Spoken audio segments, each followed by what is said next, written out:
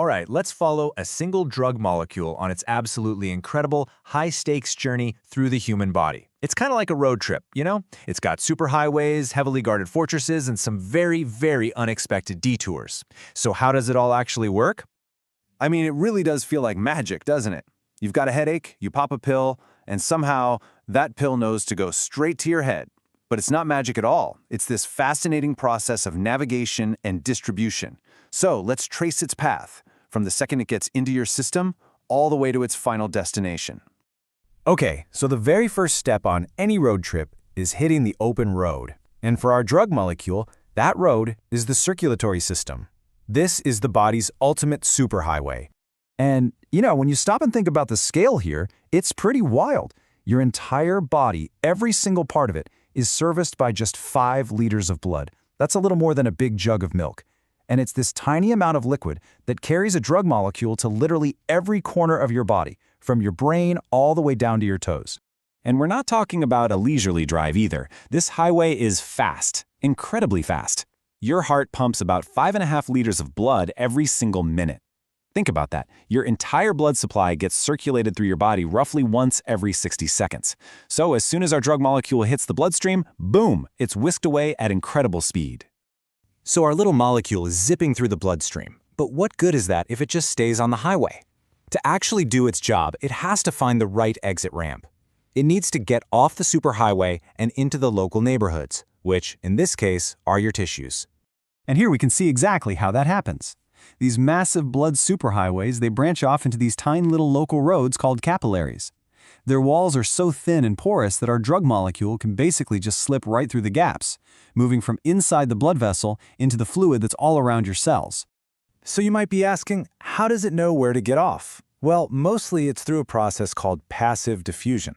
The best way to think about it is like a packed concert hall letting out into an empty lobby.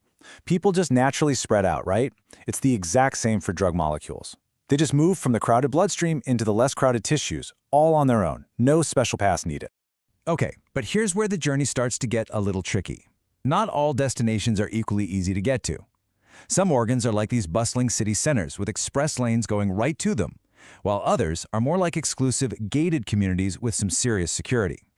And this chart just shows you how dramatic that difference can be.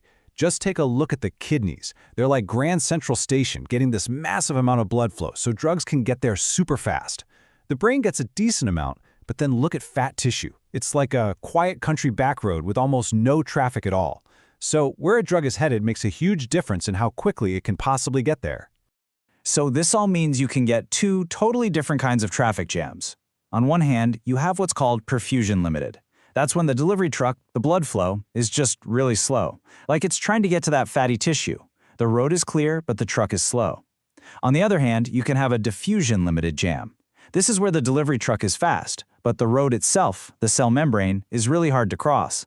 The highway's clear, but the off-ramp is blocked. And then there's the brain, which has like the ultimate gatekeeper. The blood-brain barrier is this super tightly packed layer of cells that basically acts like a bouncer at the most exclusive VIP club you can imagine. It is incredibly picky about what it lets in. Now that's great for protecting your brain from toxins, but it's also a massive hurdle when we're trying to get drugs in there to treat things like Alzheimer's or brain tumors. So you'd think the journey is just about getting from point A to point B, right? Well, not exactly. Along the way, our molecule can get sidetracked, it can get stuck, or it can be temporarily taken out of action. These are the unexpected detours. For instance, a drug molecule can get grabbed by proteins that are just floating around in the blood, essentially putting it on the bench for a while. If it's a drug that dissolves well in fat, it might take a long detour and get stored there. It can even bind to proteins inside the tissues themselves, or get stuck to other molecules, like how some antibiotics bind to calcium in your bones. And the key thing to remember is that only the free, unbound drug molecule is actually able to keep going and have an effect. And this is a big deal because these detours have real consequences. The takeaway from this quote is simple. When a drug gets stuck in a tissue, it's also really slow to leave that tissue. This explains why some drugs can have effects that last for hours or even days, long after they seem to have disappeared from your bloodstream. They're basically just trickling out slowly from all these little hiding spots. So, with all this complexity, drugs zipping around, getting stuck, hiding out, how on earth do scientists actually track this invisible journey? Well, they use this brilliant but really counterintuitive concept. And understanding it is everything when it comes to figuring out the right dose for a medicine. All right, let's break this down with a super simple example. Imagine we have a beaker. We put 100 milligrams of a drug into 100 milliliters of water. After it all dissolves, the concentration is easy, 1 milligram per milliliter. Now, if you use that concentration to calculate the volume, you get 100 milliliters. Perfect, right? The calculated volume matches the real volume. Okay, simple enough. But now, let's throw a wrench in the works. We add some cells to the beaker that the drug molecules can stick to. So a whole bunch of those molecules leave the water and go bind to the cells. Now they're still in the beaker, but they're not in the water anymore. So when we measure the concentration in the water, it's dropped. Let's say it's now 0.5 milligram per milliliter. And this is where the math gets weird and creates a little mystery. If a scientist can only measure what's in the water, and they know they put 100 milligrams of the drug in, what happens when they do the math? They divide the 100 milligrams by that new lower concentration of 0.5, and they get a volume of 200 milliliters. But hold on, we know there's only 100 milliliters of water in there. Where did the extra 100 milliliters of volume come from? And here is the brilliant answer. That 200 milliliters, it's not a real physical volume. It's what scientists call the apparent volume of distribution. It's a calculated number that's really more of a clue.